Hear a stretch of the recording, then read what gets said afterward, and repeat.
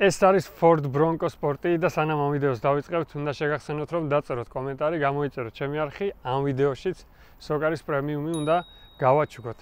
დღეს კი ამ Ford Bronco-თი ჩვენ წავალთ რაჭაში და ვნახავთ, როგორ დადის ეს მანქანა.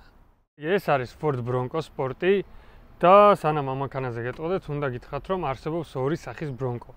Bronco დიდი და Bronco პატარა, ანუ სპორტი. Ჩვეულებრივ Bronco არის უფრო დიდი, სხვა ძრავზეა, საერთოდ სხვა სეგმენტის მანქანა, როგორც Wrangler-ი, Land Cruiser-ი, 4Runner-ი, აი იმ მანქანების კონკურენტია Ford Bronco. ხოლო Ford Bronco Sport-ი, ანუ ეს მანქანა არის უფრო პატარა, კომპაქტური და, ძრავებიც სხვა აქვს, სიმაღლე სხვა აქვს და მთლიანად პლატფორმა საერთოდ სხვა მანქანაა. ამ შემთხვევაში Bronco Sport-ი უფრო მაინტერესებს, იმიტომ რომ Duster-თან, რომელიც სოსოს ყავს და რომელიც დავხვდება რაჭაში, ეს უფრო მიახლოებულია, თანაც Bronco Sport-ი უფრო კომპაქტურია, უფრო ბევრი ადამიანისთვის მისაღები მანქანა, უფრო საყოველდღიურია და ასე შემდეგ.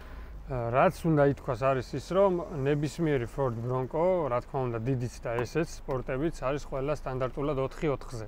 ნებისმიერი. Ford Bronco Sport-ზე არის ორი ძრავი საერთოდ. ერთია 1.5 სამცილინდრიანი ტურბოძრავი და მეორეა 2.0 ტურბოძრავი 4 ცილინდრი.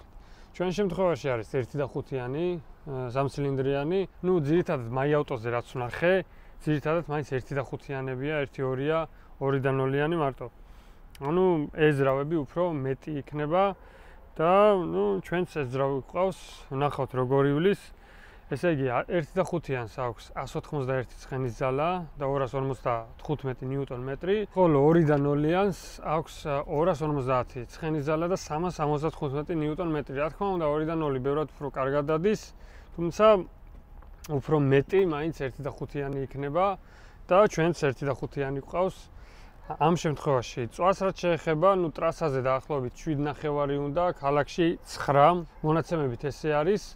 2.0-იანს სადღაც 9-11 ლიტრი უწერი. ვნახავთ ახლა ჩვენ წავალთ, დავიძვრებით, ვნახავთ როგორ დადის, როგორ წვავს და ასე შემდეგ. აჩქარებას რაც შეეხება, 8.8 წამია ამ მანქანის აჩქარება 100-მდე. ცუდი არ არის, მაგრამ რაც არის ეგ არის რა. Duster-ზე უკეთესი აჩქარება არის. Duster-ი თუ არ ვცდები 9.5-ში ჩქარდება. ახლა ამ მანქანაზე დიდად აჩქარება არავის აინტერესებს, მაგრამ მე მაინტერესებს. ეგა რა. ერთი რაც შემიძლია გითხრათ არის ის, რომ გარეგნულად ძალიან მაგრად გამოიყურება. რა თქმა უნდა, დიდი Bronco ჯობია, მაგრამ ეს პატარაც საკმაოდ კარგად გამოიყურება. 6 კომპლექტაციიდან მხოლოდ 2 კომპლექტაციაშია 2.0, დანარჩენი ყველა 1.5-ია. კლირენსი, ანუ სიმაღლე კარგი აქვს, თუმცა Duster-თან შედარებით რაც აქვს მინუსი არის ის, რომ წინა კუთხე და უკანა კუთხე უფრო პატარა აქვს ვიდრე Duster-ს. აი გარეგნულად ეთყობა, მანქანა წინ ცოტა დაბალია, ეს ბამპერი ცოტა ჩამოწეული აქვს და ეგ მინუსი არის Duster-თან შედარებით, მაგრამ როგორ დადის უკვე მაგას გავიგებთ. რაც შეეხება და 2.0-იანს და 1.5-იანს სხვაობას, ძრავის გარდა არის სხვაობა 4x4-ზე სისტემაშიც, პატარა სხვაობაა, ეხლა ძალიან დიდი არა, მაგრამ მაინც არის რა, რომ ვიცოდეთ, თუმცა რაც მთავარია 4x4-ზე არის ნებისმიერი Ford Bronco Sport-ი. ესე იგი, მოვდივართ, ჩამოვედით უკვე ზესტაფონში და წვას როგორც ხედავთ არის 7.5 ლიტრი 100 კილომეტრზე. ანუ ისე წვავს, როგორც მონაცემებით უწერია. ასე რომ, კარგი წვა რა ჯერჯერობით. ჩამოვედით წერილაში, სოკარში ვართ, სოსოს ველოდებით და გამდე განახევთ საბარგულს.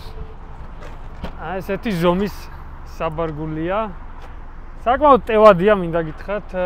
ამ ზომის კომპაქტური მანქანისთვის, კომპაქტური SUV-ისთვის კარგი ზომის არის. საკმაოდ ბევრი რამე გიდეს, როგორც ხედავთ.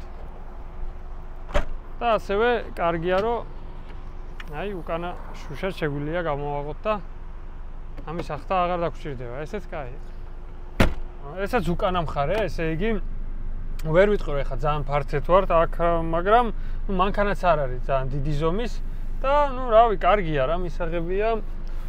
შუაში ხელის დასადები, ჭიქის ჩასადები და უკან სატენიც გვაქვს. ასევე არის საჰაეროები კონდიციონერისთვის, რაც დღეს უკვე ძალიან ცხელა და ძალიან საჭიროა ახლა ეს და ძალიან კარგიც არის რა. კარგად უბერავს. სხვა მხრივ რავი, ნორმალურია რა, უკან ისეთი არაფერი, მაგრამ კარგი ზომის არის.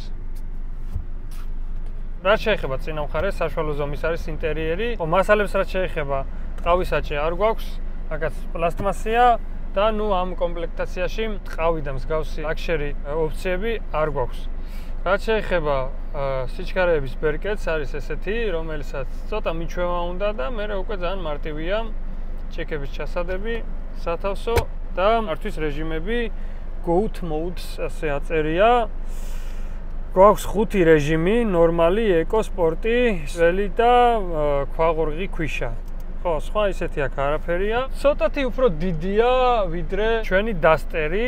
იმას უფრო უკეთესი მულტიმედია აქვს დასტერს, მაგასაც ვიტყოდი, თუმცა ეს 20-21 წლის არის და 20-25-იანში უკვე ოდნავ დიდი ეკრანია და რა თქმა უნდა, ისიც უკეთესია. რა თქმა უნდა, CarPlay და Android Auto გვაქვს სხვადასხვა ფუნქციებით. არის ასევე USB-C და USB-A დასატენი და ნუ ეგაა რა, მეტი აქ არაფერია. სტარტ-სტოპი, ანუ გასაღების გარეშე დაკოკვაც არის. ეგ არის და ეგ. ესე იგი, მოვიარეთ რაჭა. გზაზე ვართ ეხლა თბილისისკენ უკვე 3 დღე ვიარეთ რა, მოკლედ ამ მანქანით, დასტერითაც, უგზოობაშიც, ნუ ეხლა ძალიან ისეთ უგზოობაში არ ვყოფილი ვარ, თუმცა რაჭაში რაც შეგხვდა, ყველგან ვიარეთ, ტრასაზეც ვიარეთ და უკვე რაღაც წარმოდგენა მაქვს ამ მანქანაზე. კარგი მანქანაა, საოჯახოდ ზოგადად კარგი მანქანაა. წვა კონდიციონერი დაახლოებით 8-9 ლიტრია ტრასაზე. კონდიციონერის გარეშე 7.5-ით დაწვა. სიჩქარეზე ტრასაზე ნორმალურად დგას. რაღაცა განსაკუთრებული არ არის, თუმცა ცუდიც არ არის. უგზოობაში ცუდად არ დადის, კარგად დადის. თუმცა ერთი მინუსი რაც ამ მანქანას აქვს, არის ის რომ წინა მხარე აქვს ძალიან დაბალი. ანუ გვერდიდან და უკნიდან რომ შეხედავ მანქანას რაღაც მაღლა დგას, ისეთი შთაბეჭდილება შეგექმნება რომ უგზოობაში კარგია, არა და რეალურად ეგრე არ არის, იმიტომ რომ წინა მხარე აქვს ძალიან დაბალი და ამის გამო გავაფუჭეთ კიდევაც პატარაზე წინა ბამპერი.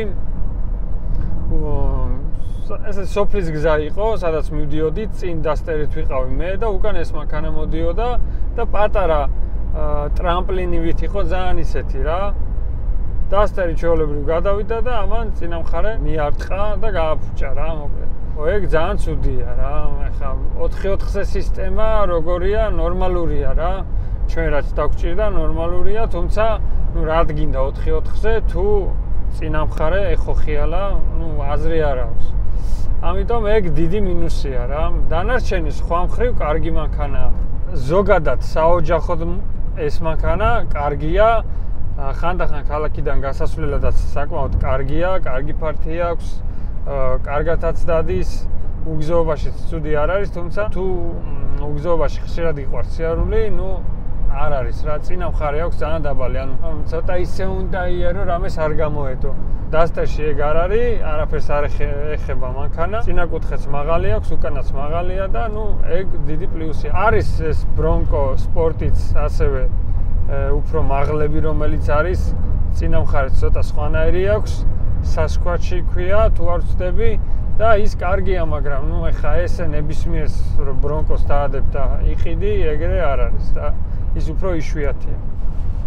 ფასს რაც შეეხება 2021 წლიდან გამოდის ეს მანქანა, უფრო ძველები არ არის შესაბამისად, ნუ 2-3 წლის მანქანა, 4 წლის მანქანა, ღირს ეგრე რა.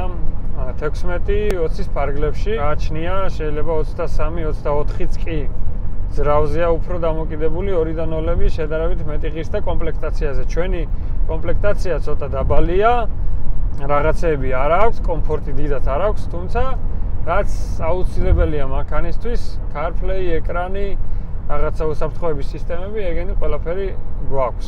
საბოლოოდ რო შევაჯამო ჯობია თუ არა დასტერს, ერთი ის არის რომ ეს მანქანა 2-3 წლის მეორადი ამერიკიდან ჩამოყვანილი დაახლოებით ის ფასია, რაც ცენტრის დასტერი. ამ შემთხვევაში მე ახალ მანქანას ვამჯობინებ. მეორე არის ზოგადი მოხმარება. ზოგადი მოხმარებით ეს მანქანა ჯობია, რადგან 4-4-ზე დასტერი, ანუ 4-ვე ამძრავობის დასტერი მხოლოდ და მხოლოდ მექანიკაა, ავტომატიკა არ არის შესაბამისად. საოჯახოდ ქალაქისთვის და ზოგადი მოხმარებისთვის ეს უფრო მარტივი და კომფორტულია.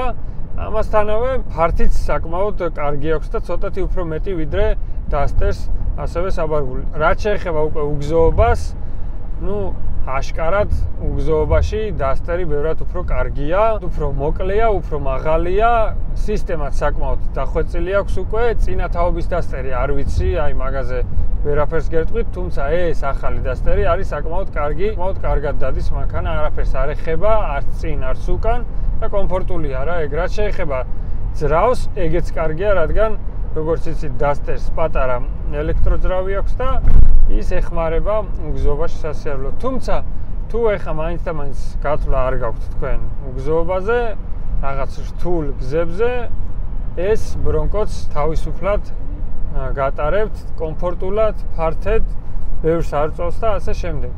რაც შეეხება თვითონ ბრონკოს გამძლეობას, ჯერჯერობით ეხა 2021-დან გამოდის და მაინც ახალია მანქანა, ახალი ძრავებია მაინც და დრო გვიჩვენებს როგორ გამოდგება ეს ძრავები. არის რაღაც ნიუანსები, რაც ამ ძრავებს სუსტი აქვს, თუმცა დაველოდოთ, ვნახავთ, მნიშვნელოვანია ისიც, რომ ეს მანქანა არის ავტომატიკა 8 სიჩქარიანი და არა ვარიატორი, როგორც მაგალითად ბევრი მსგავსი ზომის SUV-ა. ამიტომ ესეც პლუსია რა, ეს არის ჩვეულებრივი ავტომატიკა 8 სიჩქარიანი. ჩემთვის პირადად 2-დან 0 უკეთესი იქნებოდა, თუმცა ვერ ვიტყოდი, რომ ეხა ესეც ძალიან მკვდარია და გადასწრების დროს მეშინია არამე. არა, ეგეთი არ არის. კარგი მანქანაა, საოჯახოდ საკმაოდ დამაკმაყოფილებელი. რაც შეეხება აჩქარებას, ეხა არ არის ეს ისეთი მანქანა, თუმცა ვნახოთ, ავჩქარდეთ, აბა როგორ აჩქარდება ჩვენი ბრონკო სპორტი 1 და 5. 8.8 უწერია, მაგრამ ნახოთ აბა.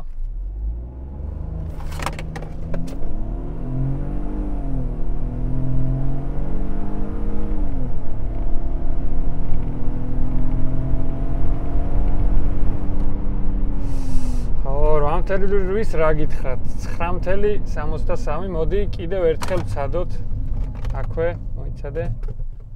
მოდი, აბა, წავიდა.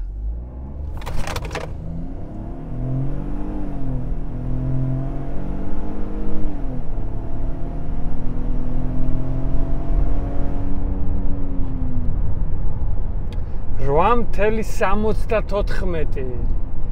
8.8 უწერია და 8.74-ში ავჩქარდით თან ორნი ვართ. შესაბამისად, ეს არის ძალიან მაგარი შედეგი, აგერ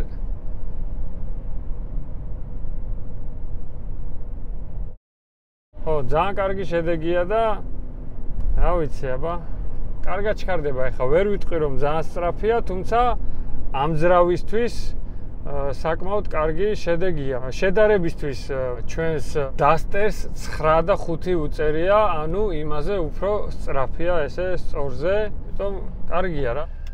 ეგ არა. 1 და 3 ტურბოს 3 ცილინდრის თაობაზე საკმაოდ კარგად ჩქარდება. და დასტერსაც ჯობია. თუმცა აქვე უნდა აღინიშნოს ისიც, რომ დასტერი ტრასაზე ბევრად უფრო კარგად დგას. ეს ოდნავ ცოტა არასტაბილურია რა. მაგრამ სიჩქარითაც ახლა ამ მანქანით ბევრი არავინ დადის. ეგ არის და ეგ.